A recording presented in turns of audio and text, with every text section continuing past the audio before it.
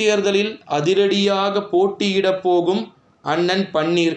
வீடியோவை முழுமைக்குமே ஸ்கிப் பண்ணாமல் பார்க்குமாறு கேட்டுக்கொள்ளப்படுகிறது. நண்பர்களே, என்ன தகவல் அப்படின்னு வந்து பார்த்தீங்கன்னா, இடைத்தேர்தலில் எந்த நேரத்தில் வேண்டுமானாலும் அதிரடியாக போட்டி போட வேண்டிய ஒரு சில சூழல்களுக்கு தள்ளப்பட்டு இருக்கிறாராம் நம்முடைய அண்ணன் திரு பன்னீர்செல்வம்.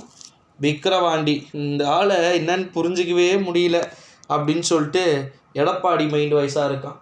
தேனியில் போட்டியிட்ட மகனை, அப்புறம் ராமநாதபுரத்தில் போய் சம்மந்தமே இல்லாமல் நின்னேன், அங்கேயும் தோத்துட்ட. இப்போ விக்கிரவாண்டின்னு வருது. எல்லாத்துக்கும் ஈரோடு கிழக்குன்னு ஒன்று வந்துச்சு. அவங்க மேலிடத்தில் வந்து போட்டியிடாத அப்படின்னு சொல்லிட்டு சொன்னதுனால போட்டியிடாமல் போனேன். இவ்வளோ பண்ணிகிட்ருக்கே தான் யாருக்காக? எல்லாம் எங்கள் ஜிக்காகத்தான்.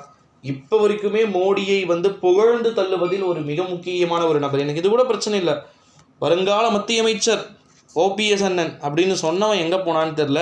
அது மாதிரி எவ்வளோ பேர் சொன்னாங்க அடுத்த மத்திய அமைச்சராக நிச்சயமாக வந்து ஓபிஎஸ் உறுதியாக வந்து வருவார் அப்படின்னு சொல்லிட்டு.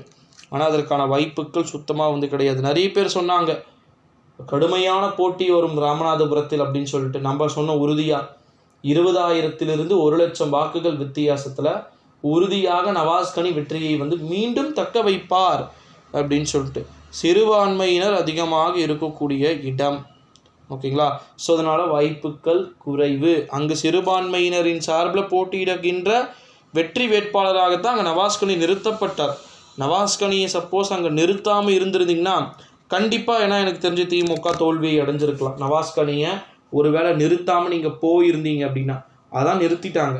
ஸ்டாலின் வந்து பார்த்திங்கன்னா கரெக்டாக எல்லா பிளானையுமே வந்து பக்காவாக பண்ணி எனக்கு தெரிஞ்சு ரொம்ப ஒரு ட்ரூ லீடர்ன்றத நிரூபிச்சிட்டார் அப்படின்னே வந்து சொல்லலாம் நண்பர்களே.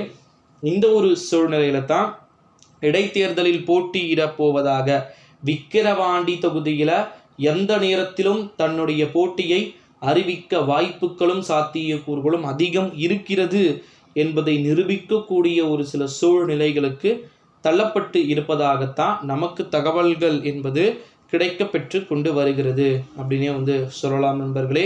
விக்கிரவாண்டி தொகுதியில் அதிரடியாக போட்டியிட வேண்ட ஒரு சூழ்நிலைகளுக்கு தள்ளப்பட்டிருக்கிறாரா நம்முடைய ஓபிஎஸ் அப்படின்னு வந்து கேட்டிங்கன்னா கண்டிப்பாக நம்ம வெயிட் பண்ணி பார்க்க வேண்டிய ஒரு சில சூழல்களுக்கு நம்ம தள்ளப்பட்டிருக்கிறோம் அப்படின்னு வந்து சொல்லலாம் நண்பர்களே. இடைத்தேர்தலை பொறுத்த வரைக்கும் ஓபிஎஸ்ஸின் அளப்பரிய வெற்றியாக இதை நம்ம வந்து பார்க்கலாம். எங்கெங்கெல்லாம் வந்து பார்த்திங்கன்னா அவர் போட்டியிடுகிறாரோ நிச்சயமாக அது எல்லாமே வந்து பார்த்திங்கன்னா ஒரு திருப்பத்தை இருக்க வாய்ப்பு இருக்குது அப்படின்னே வந்து சொல்லலாம் நண்பர்களே. வி ஆர் வெயிட்டிங் அப்படின்னு சொல்லக்கூடிய வகையில் சொல்லிட்டு போகிறார். ஸோ இதெல்லாம் வந்து பார்த்திங்கன்னா எப்படி சொல்கிறது, என்ன பண்ணுறதோ தெரியல. வெயிட் பண்ணி தான் வந்து